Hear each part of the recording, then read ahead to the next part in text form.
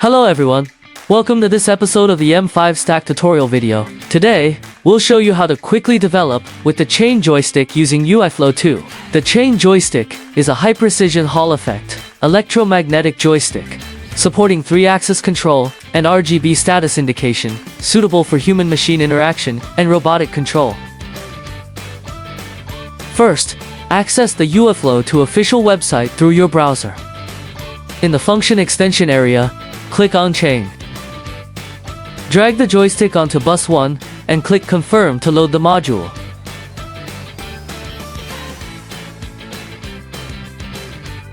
This example demonstrates how to use the Chain Joystick as a USB mouse.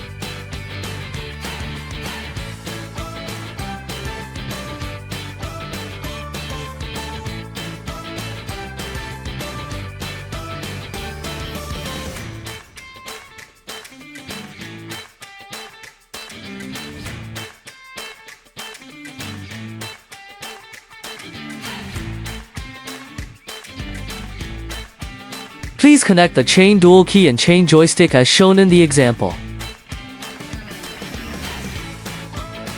Gently move the joystick, and the mouse cursor will follow accordingly.